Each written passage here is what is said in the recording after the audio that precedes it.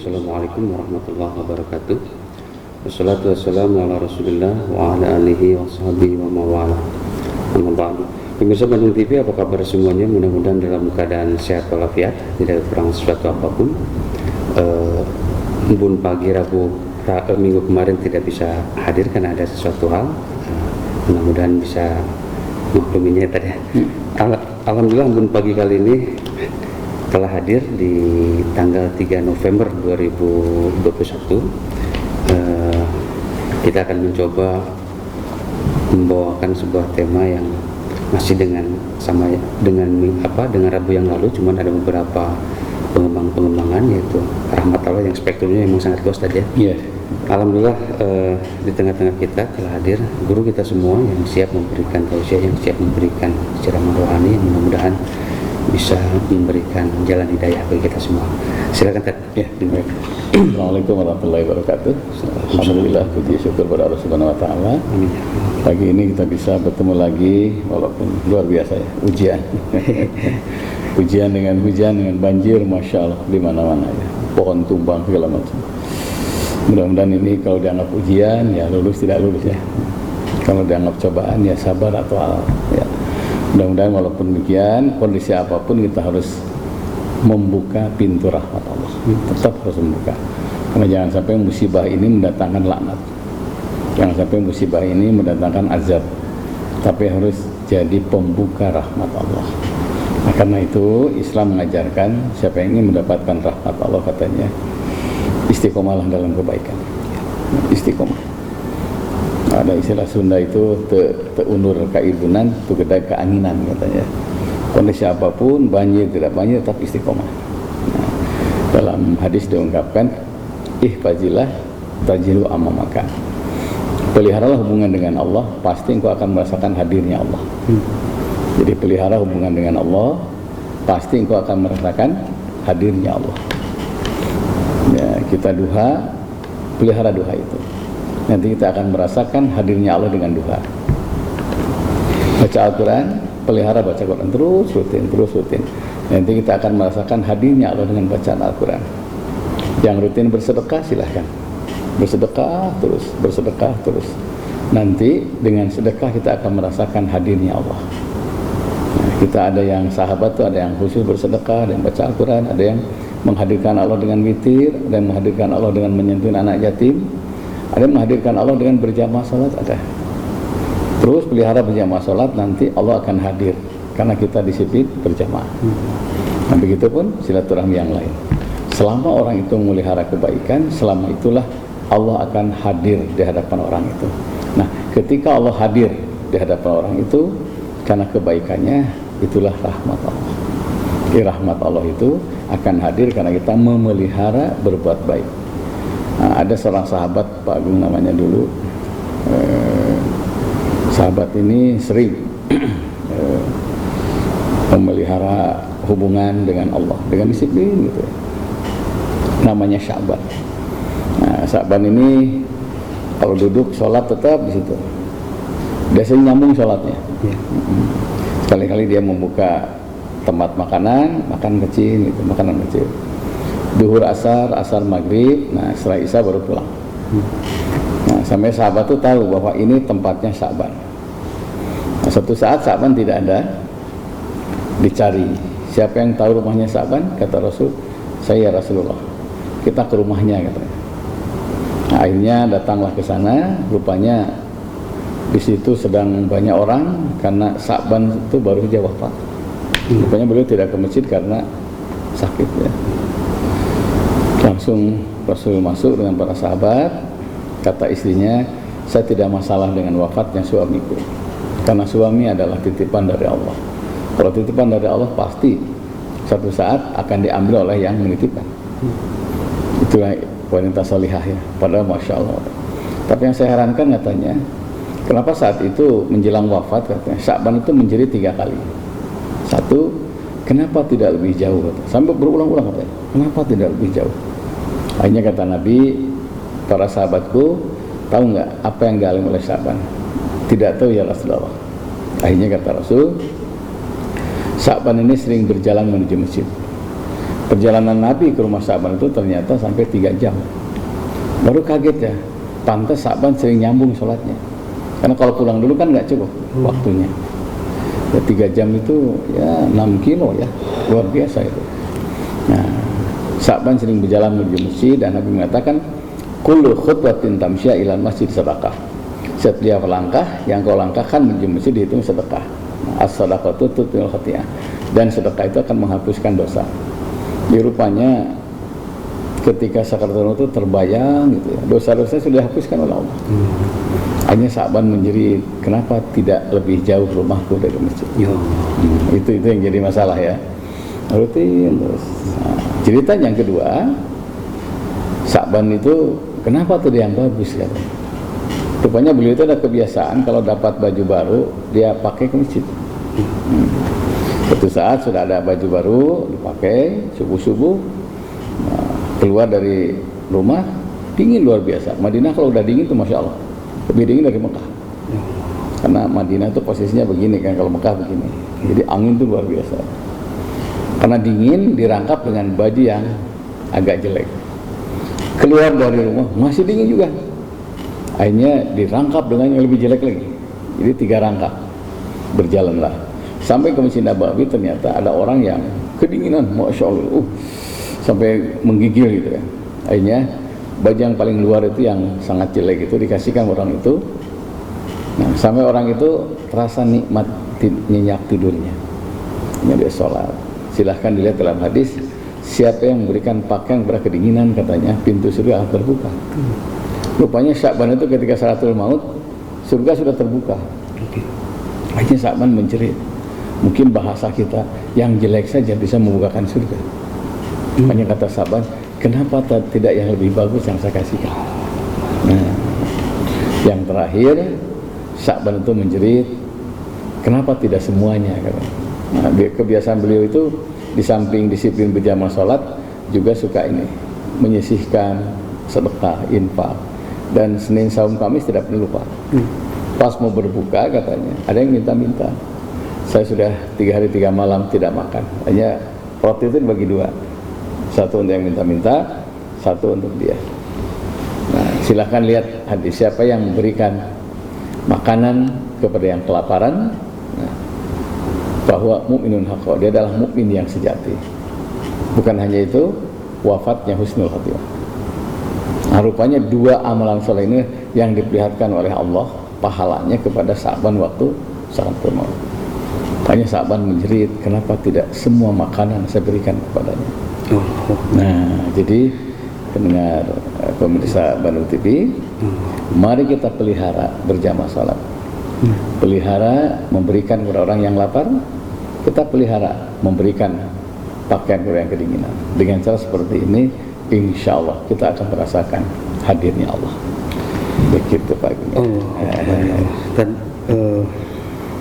tadi dia tentang kisah Sa'ban itu mengingatkan kita bahwa segala sesuatunya memang kalau jadi agak setengah-setengah atau mungkin jadi nggak ngerasa ini, jadi penyesalan agak di ujung juga tuh ya. Ujungnya penyesalan. Meskipun menurut bagi sebagian orang itu ngerasa ngelihat dia itu sudah semaksimal mungkin. Iya, semaksimal mungkin itu, karena apa ya? Makanya setiap orang yang meninggal katanya akan menyesal. Setiap orang. Bagi orang yang banyak berbuat baik akan menyesal. Kenapa tidak meningkatkan kebaikan itu? Nah, jadi kalau dia salat berjamaah, kenapa tidak di masjid? Kenapa tidak menambah ke amal saleh itu? Nah, orang yang berbuat dosa jelas lebih menyesal. Kenapa tidak meninggalkan dosa? Karena ternyata selamat tidak selamat tergantung kebaikan yang kita lakukan di dunia ini. Makanya di akhirat itu tempat penyesalan, bukan tempat beramal. Akhirat itu manen ya, bukan tempat menanam. Akhirat itu akibat perbuatan di dunia. Kalau banyak berbuat baik, akibatnya baik. Hal jajal ihsan ilal ihsan.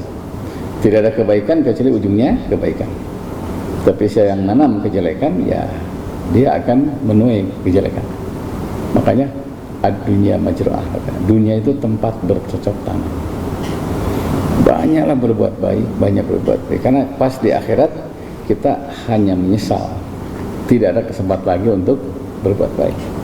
Idza qasara al-'abdu bil amal ibtalahu bil hammi. Apabila seorang menangguhkan beramal, maka tunggulah bencana kesedihan. Tetap ada kesempatan, segera. Ada kesempatan, segera. Karena ternyata ketika kita menyegerakan kebaikan, katanya dia akan dipercepat oleh Allah untuk memberikan rahmat kepadanya. Kalau ditangguhkan, Allah juga menangguhkan rahmatnya. Dipercepat, Allah mempercepat rahmatnya. Dan kita ingin memilih, pasti ingin dipercepat rahmat Allah. Karena itu percepatlah, segerakanlah berbuat baik. Karena kesempatan itu kadang-kadang tidak dua kali ya. Sekarang bangun sholat tahajud, segera wudu. Nah, kenapa? Kita sangat bahagia kalau dibangunkan Allah. Karena ada orang yang istilah sunnah lilir ya. Jam 3 bangun. Alhamdulillah ya Allah makasih sudah dibangunkan. Segera wudu, segera salat. Kadang-kadang nyile kayaknya nonton TV itu ramai. Tunggu nanti subuh kabarangan tahajud itu. Gitu ya. Luar biasa. Begitu ya. Oke. Baik, pemirsa di rumah, nanti kita lanjut lagi tadi. Sebelum kita lanjut lagi, kita lihat dulu beberapa tayangan yang berikut ini. Silakan.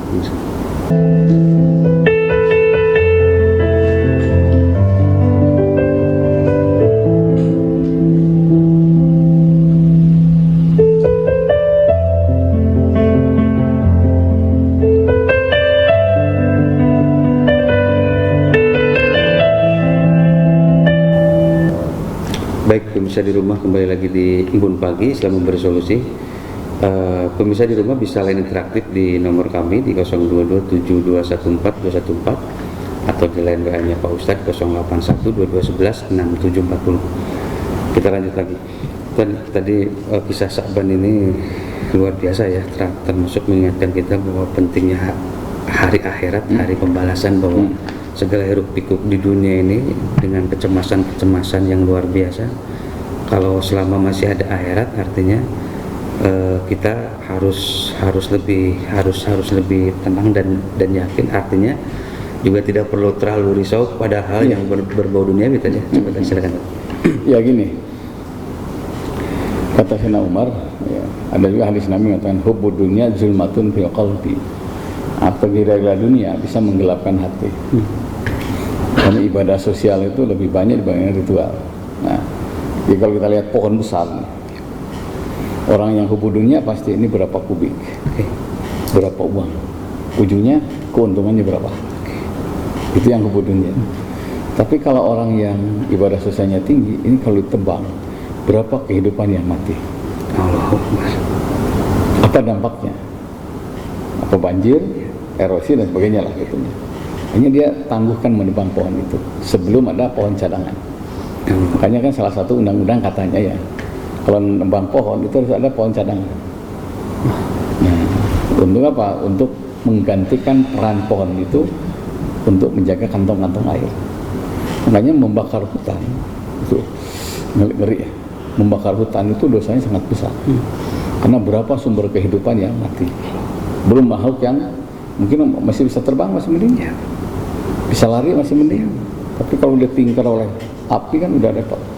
Katanya membakar hutan itu dosanya melebihi menjinahi punya sendiri. Kan itu mematikan sumber kehidupan. Dan penghijauan, nah itu penghijauan.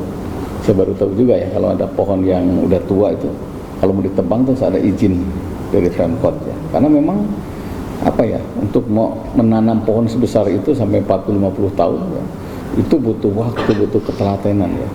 Sampai waktu saya pergi ke salah satu kota ya di Purwakarta waktu itu, Pak Bupatinya waktu itu Pak Bunyamin almarhum, itu sampai beliau menyebutkan pohon di pinggir jalan ini anak kedua saya katanya. Disiram sendiri.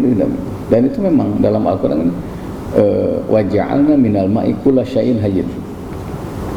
Kami jadikan air itu sumber kehidupan segala sesuatu.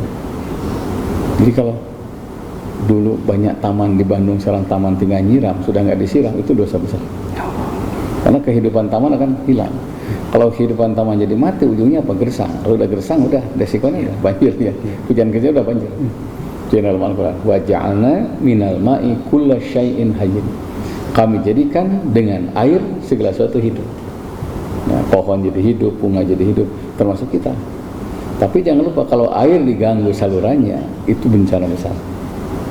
Nah, untuk ini siapapun ya yang ingin berbuat baik, nah, tetap kemanusiaan dikedepankan, sosial dikedepankan. Nah, kan dalam Islam itu kalau sudah hubud dunya, nah, kata Nabi, satu saat Islam itu banyak. Kagusah isai, tapi seperti buih. Bang Amin begitu kan, Bang Amin. Tidak punya keberadian. Sampai sahabat tanya, apa min kilatin yaumaid? Ya Rasulullah, apakah umat Islam sedikit saat itu? Kata Nabi, la, tidak. Bal nahnu kasir. Dia mayoritas. Walakin akan tetapi dia mengidap penyakit wahan. Nah, al-wahnu. Ya Rasulullah, apa itu wahan? Kata Nabi, hubbud dunya wa karahiyatul maut. Tergila-gila dunia dan takut mati. Dua paket tadi. Iya, satu paket ya. Jadi tergila-gila dunia, cinta berlebihan dunia, dan wa karahiyatul maut, dan takut akan kematian.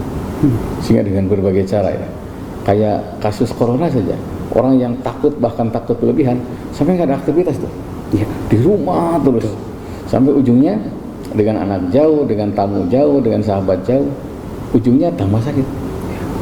Saya ketemu ya seorang karantina jadi suami istri tuh. Malah yang selamat tuh dia. Yang mengagetkan malah istrinya malah negatif. Jadi ternyata ditemani oleh orang yang dicintai itu menambah imun tubuh yang luar biasa. Ujungnya jadi benteng segala penyakit. Makanya kata pepatah mengatakan, man aroda sofa falyaltajami wafa. Siapa yang merindukan kesucian harus menjaga kesetiaan. Jika salah malah ulah perawat anu merena makanan istri, oke. Sampai sekarang orang masih hidup. Jadi cina ngumpul dengan istri, dengan anak itu menyehatkan. Touchingnya beda tadi ya. Kalau lewat WA lewat itu emang beda tadi. Beda. Dengan bertemu langsung tuh agak beda ya. Ada muwajahah ya, muwajahah itu berhadapan.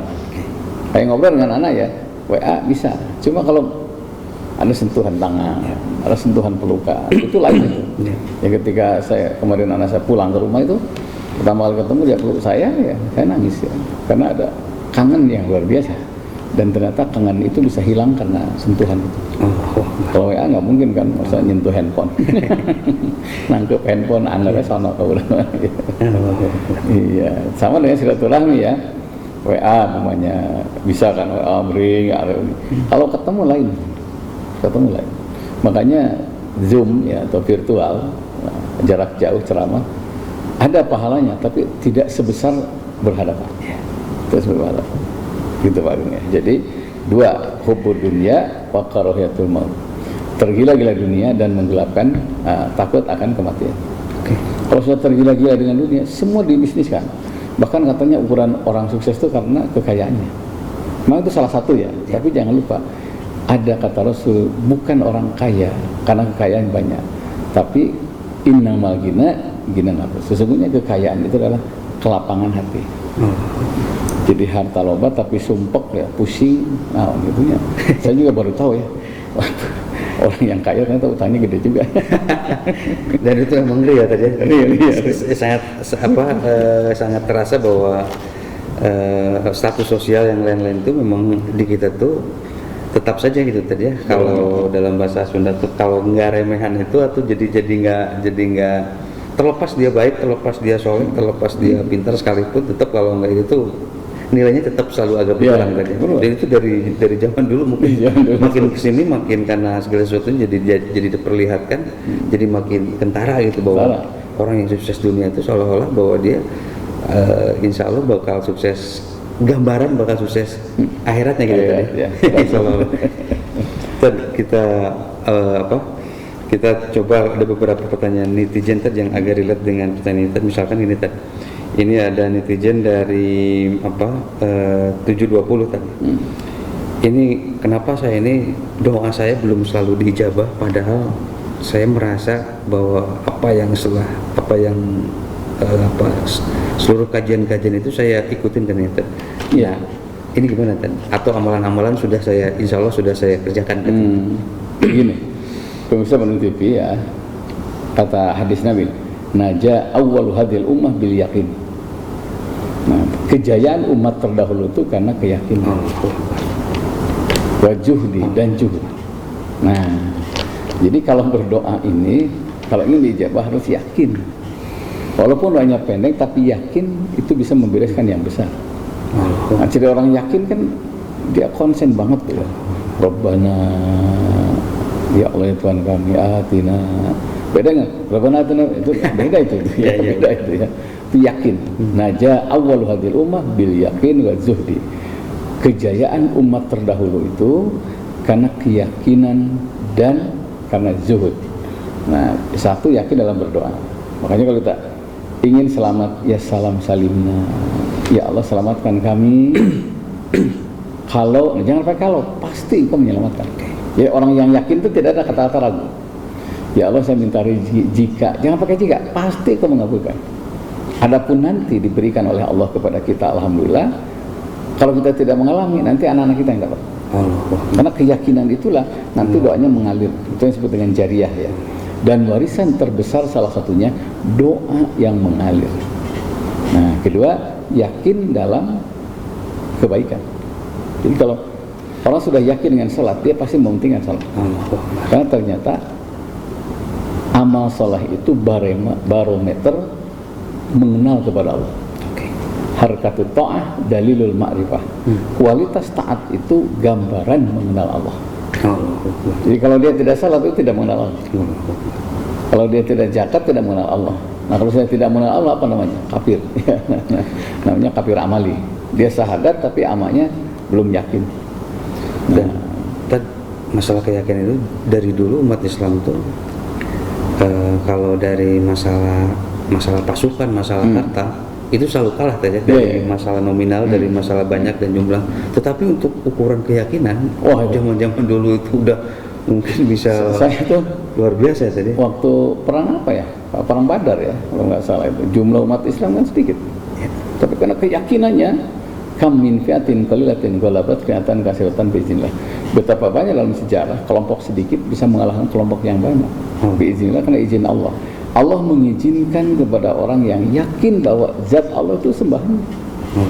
Makanya orang-orang yang yakin itu nggak peduli dengan kanan kiri, dipuji nggak dipuji, tetap aja yakin kepada Allah. Sampai saya pernah ketemu kisah Ibu Jakian Derajat ya. Ini luar biasa. Kan satu-satunya yang pakai kerudung itu cuma beliau. Ya diledek lah waktu itu di Mesir ya, bukan di Al Azhar. Ini Universitas Kairo lah waktu itu. Zaman dulu ya seperti itu. Saya 2 kali ke Mesir, ternyata memang ngaco itu. Kehidupannya ngaco ya. Ngaco, kotor segala macam. Kabayang zaman baheula gitu. Diledek lah itulah. Beliau berdiri ketika dosen tidak ada mengatakan begini, silakan kalian benci aku, menghina aku, meledek aku, tapi jangan Allah yang meledek saya. Karena saya pakai pakaian seperti ini karena Allah. Kalau orang sudah yakin tuh nggak peduli dengan kanan kiri. Dan itu masih belum musim katanya. Belum musim waktu itu. Can musim lithium lah. Belum musim hijrah yang lain-lain tadi. Makanya tahun 83 sampai 86 saya di SPG dulu ya. Itu perjuangan yang kerudung itu luar biasa. Sampai ada teman saya ya, tidak saya sebutkan itu, dimarahi sama guru, sampai dimarahi oleh wali kelas, sampai belajar di perpustakaan. Tapi langsung kata dia apa? Lid, cina kata saya bilang itu, lid gitu. Wah, guru mah nggak ada masalah. Yang penting Allah ridho sama saya. Wah, itu tenang banget tuh ya, tenang banget. Sekarang masya Allah orang itu sukses, tenang banget. Manusia segala macam saya pinggirkan. Yang penting Allah ridho sama saya. Karena saya pakai pakaian seperti ini karena keyakinan saya. Itu wah perjuangan luar biasa dulu itu, karena yang kerudung itu kan diisukan nggak bener lah, Nah, sekarang alhamdulillah justru malu yang tidak pakai kerudung ya. Makin di sini makin dengan variasi tertentu, tapi luar biasa lah tadi ya. Perkembangan Islam makin di sini. Cuman tentu nanti ada hal-hal lain yang memang betul kita bahas lagi nih. Baik, pemirsa di rumah, nanti kita lanjut lagi tadi. Luar biasa sekali kita pembincangan kita kali ini. Mudah-mudahan nanti kita lanjut lagi. Kita lihat dulu beberapa tayangan berikutnya. Silakan.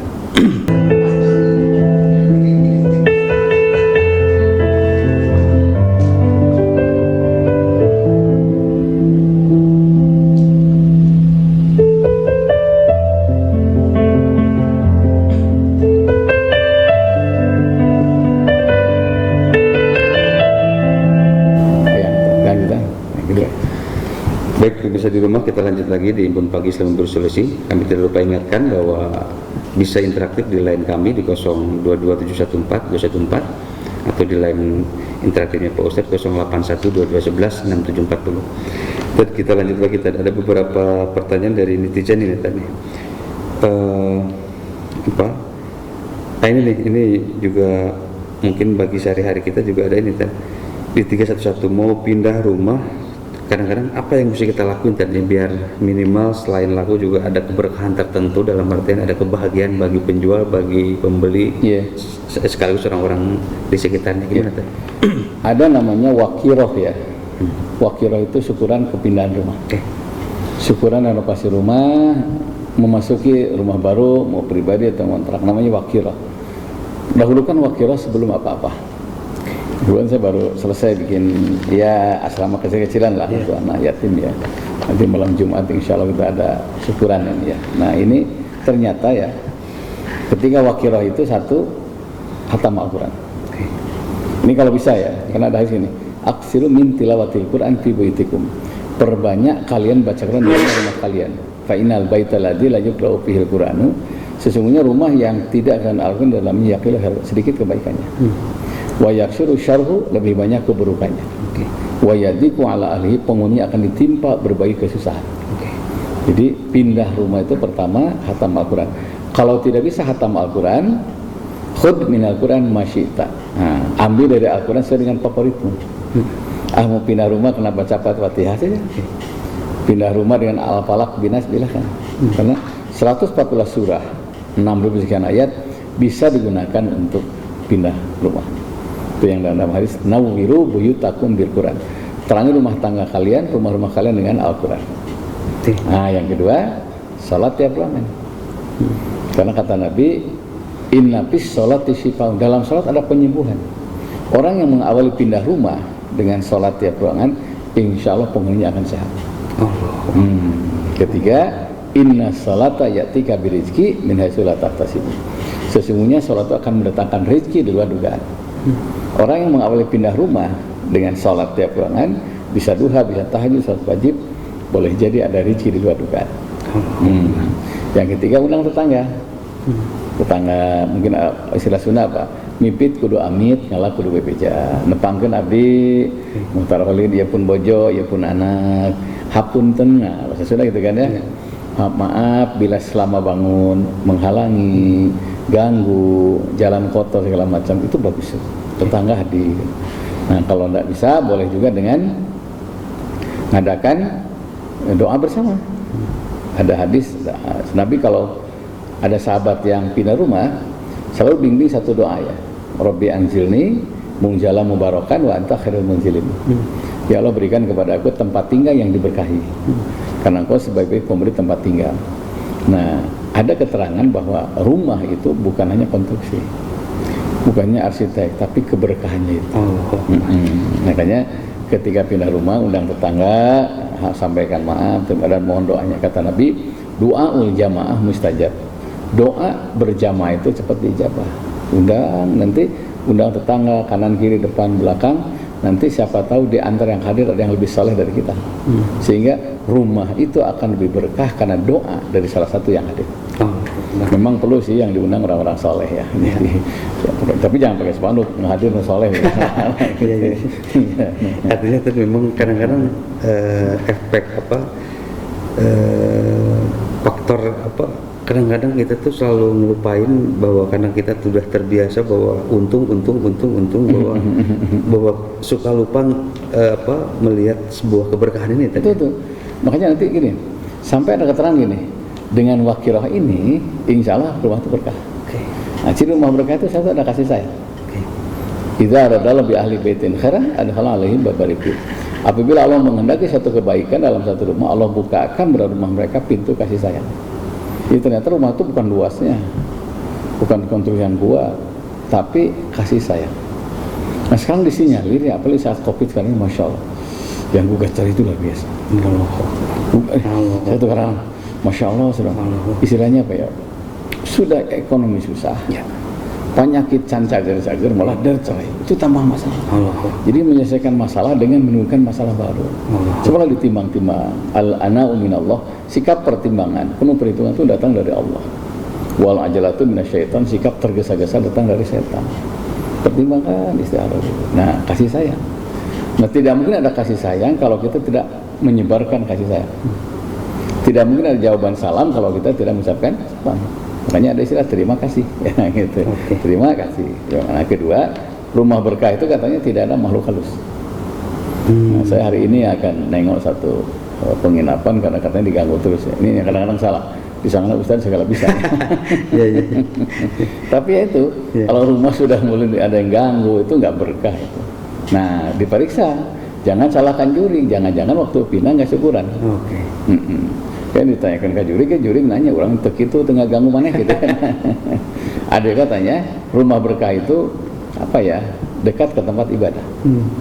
Jadi kalau sudah kedengaran suara azan, berarti rumah kita berkah. Apalagi di kita ya, kalau di Mekah kan azan terpusat ya. Masjid Haram jamaahnya banyak. Kadang-kadang kita banyak azan. Oke. Enggak. Kita lihat lagi tadi ya, pemirsa. Masih ini di 070 nih. Minta sama orang tua yang sudah nikah ini Tad. Ini gimana Tad?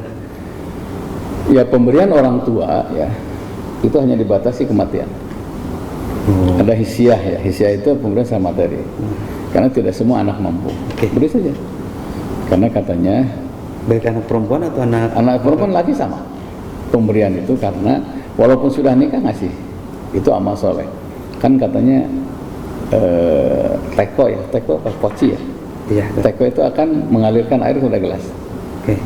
Nah, tapi emang gelasnya nyuk sorangan gitu. Jadi selama orang tuh kayak teko kata orang sudah itu pasti ngalir terus ke anak. Nah, materi. Kalau tidak materi apa nasihat?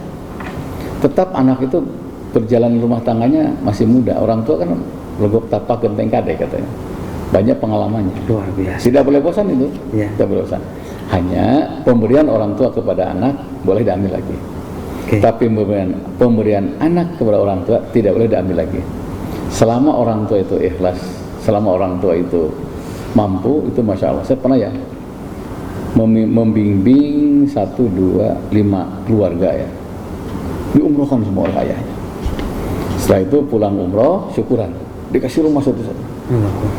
Nah, 3 kali syukuran terakhir apa? Dikasih kendaraan satu-satu.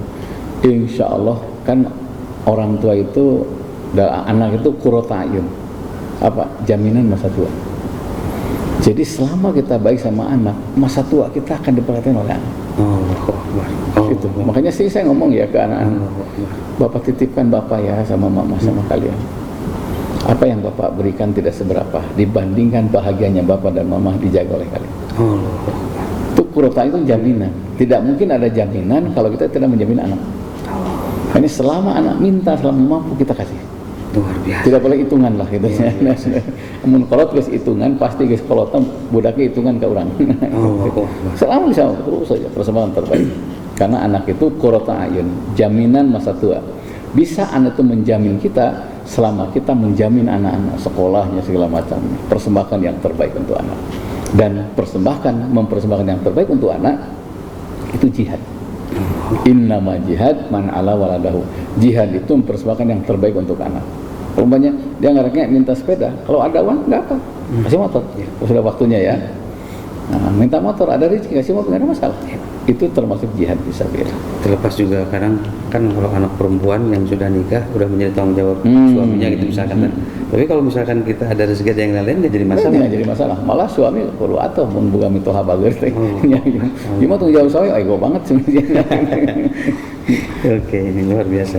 Lanjut lagi tadi. Ini ada di 610 nih. Ini menyelenggarakan silaturahmi dengan keluarga katanya teknisnya atau acaranya seperti apa kan? Ya, begini. Silaturahmi itu isalu ma'amkana anil khair. Menghubungkan sesuatu yang berujung kebaikan. Itu saja, ujungnya harus kebaikan. Luar biasa. Berarti kebaikan itu harus diolah ketika silaturahmi sehingga ujungnya kebaikan. Kebaikan bermakna ritual. Bisa isi dengan ceramah. Ya. Saya ketemu dengan komunitas keluarga besar silaturahmi itu tadarus Quran. Jadi setiap keluarga pas silaturahmi itu laporan. Anak saya sudah juz ke-9, anak saya sudah ke-9. Jadi khatam Quran. Saya tahunya itu pas semua keluarga sudah khatam Quran harus syukuran. Syukuran. Karena ternyata termasuk cucunya semuanya itu menghatamkan Quran. Jadi Kebayang ya 100 kali khatam Quran oleh 400 orang anak dan keluarganya.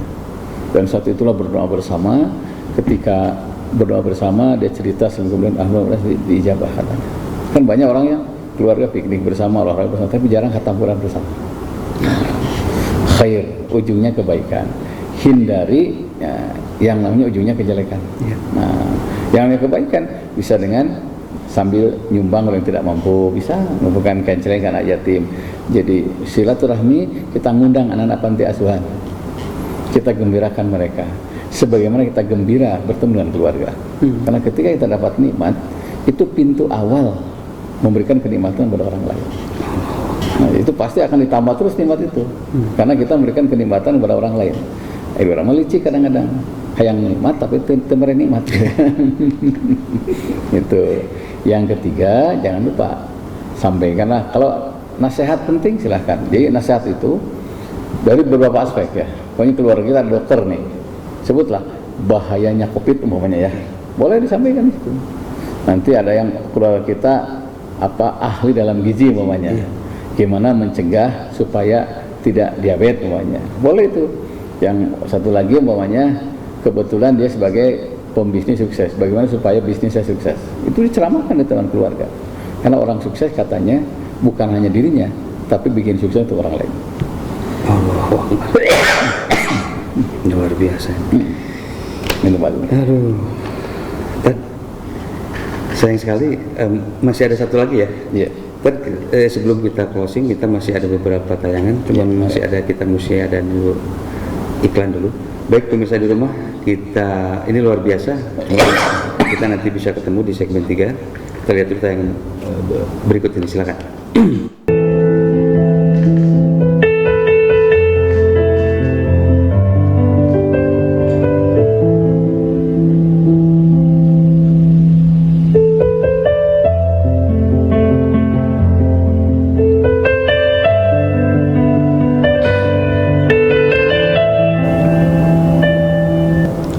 Baik pemirsa di rumah, kembali lagi di Embun Pagi Islam Memberi Solusi. Kita di segmen terakhir gitu ya. Kita bisa mudah-mudahan pemirsa di rumah, karena ini masih ada beberapa pertanyaan di 022. Ini dia melaksanakan tahajud menjelang subuh nih, hukumnya tuh gimana tadi? Ya sebetulnya nggak ada apa-apa, silahkan sholat tahajud 2 rakaat adzan subuh dihitung tahajud. Oke. Tapi jangan jadi kebiasaan. Ya. Menang cek ustaz atau kaburangan, nah, jangan. Oke. Nah, sama dengan sholat duhur 2 rakaat adzan asar dihitung duhur. Tapi jangan jadi kebiasaan. Oke. Itu menunjukkan kita tidak boleh menangguhkan kesempatan sekecil apapun. Kewengke udah tepat, ada waktu segera. Karena menangguhkan kebaikan itu akan mendatangkan kesedihan. Idza qasala al-'abdu bil amal ibtalahu bil hammi. Apabila seorang menangguhkan berbuat baik, maka tunggulah kesedihan. Menangguhkan itu kesedihan. Jadi sumber kesedihan tidak ngerjainnya tadi. Iya. Udah bukan kesedihan lagi mungkin. Ada kesedihan itu ngangkeng kewek tungtung nanti sekarang coba ya. Oke. Sudah 5 orang yang nangis terus. Kenapa? Dulu kita ingatkan, Kang Haji segera. Karena haji sulit kan? Iya benar. Sudah sulit begini baru dia sadar. Tapi ya daripada tidak, alhamdulillah. Ya. Udah sekarang daftar aja lah.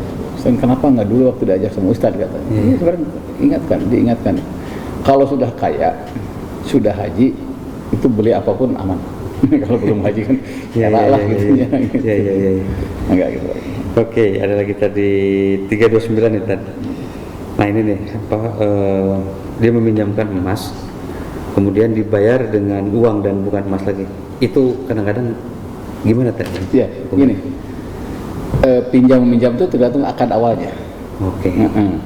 Makanya dalam Al-Quran ayat yang paling panjang itu salah satu ayat administrasi. Surat Al-Baqarah ayat 282 kalau nggak salah. Itu dari huruf alif sampai ya ada di situ. Faktubuhu bil adli. Catatlah dengan adil. Pak Gung, saya pinjam emas ya. Nanti saya bayar emas lagi. Harus emas lagi paling aman. Pokoknya gini.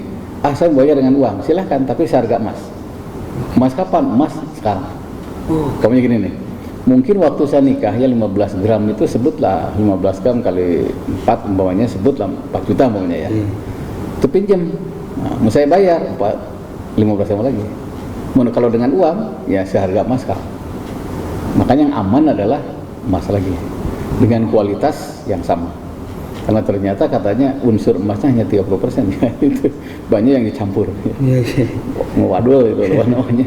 Makanya saya pernah ada yang ngasih cincin ini untuk saya bawa ke itu para minat. Karena ternyata di Timur Tengah itu emas itu kadarnya mayoritas, bukan minimal. Kalau begitu dicampur dulu.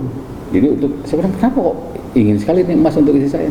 Kalau emas Arab kan untuk campuran kita. Jadi dari 2 gram ya sekian. Makanya gak campuran. Karena wadulnya lebih gede.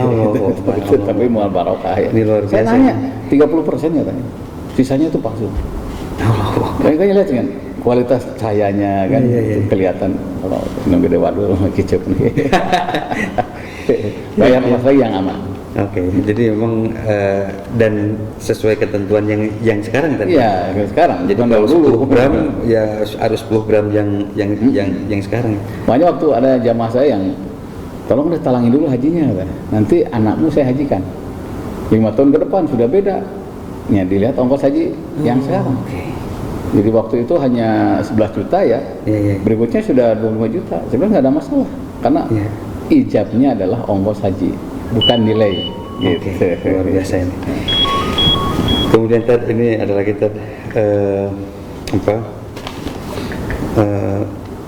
hukum tahrim atau menunggu mau ibadah atau mau sholat lagi ini gimana Tad? Oh iya, tahrim itu mengajak sebelum sholat, apa dengan bahasa Quran, itu namanya kearifan lokal. Kebijakan lokal yang disepakati. Kalau kebaikan disepakati yang jadi budaya namanya ma'ruf. Boleh, sebenarnya nggak ada masalah.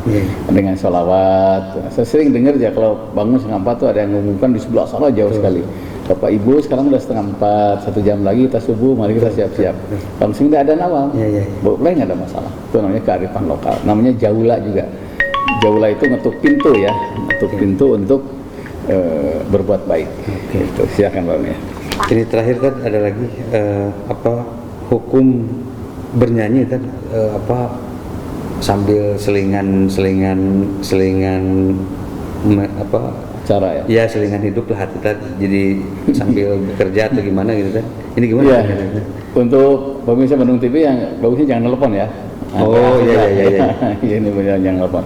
Gini, inam nasyair hikmah, dalam syair itu ada hikmah. Saya tuh sering kalau di dapur ya, saya lagi nulis, isinya nyanyi dapur itu. Cing atuh mah surah gitu. Beda Pak, cina nyuci beda nyanyi beda, cina gitu ya. Langsung saya jawab, saya juga suka tenis nggak gini-gini dapur. Itu lain konsepnya sih. Boleh, nggak ada masalah selama nyanyian itu memotivasi kepada kebaikan, karena tidak sedikit nyanyian juga mengarah kepada dosa ya. Nah, selama nyanyian itu jadi pembuat kebaikan nggak ada masalah, silakan ya. Sayang sekali nih, waktunya memang sudah habis. Kita kasih konklusi, kasih kesimpulan. Pemirsa Bandung TV, saya mengakhiri dengan hadis Nabi yang tadi, ihfazillah tajidu amalkan. Peliharalah hubungan dengan Allah, pasti engkau akan merasakan hadirnya Allah. Hadirkan Allah dengan mempertahankan kebaikan yang kita lakukan. Walaupun kebaikan itu tidak dihargai oleh manusia. Kata Nabi, satu saat kebaikan itu akan jadi aneh di tengah-tengah masyarakat. Kata Nabi, fatuba lil ghuraba, berbahagialah yang aneh itu. Siapa mereka itu? Allazina yuslihuna inda fasadin nas. Orang-orang yang berbuat baik di saat orang lain tidak berbuat baik. Mudah-mudahan kita termasuk istiqomah yang berbuat baik terus. Insyaallah Rabu depan ketemu lagi. Alhamdulillahirabbil alamin. Assalamualaikum warahmatullahi wabarakatuh. Baik pemirsa di rumah, sayang sekali pagi kita kali ini telah berakhir. Mudah-mudahan bisa memberikan pencerahan, bisa memberikan jalan hidayah bagi kita semua. Mohon maaf bila ada kekurangan. Wabillahi taufiq wal hidayah. Assalamualaikum warahmatullahi wabarakatuh.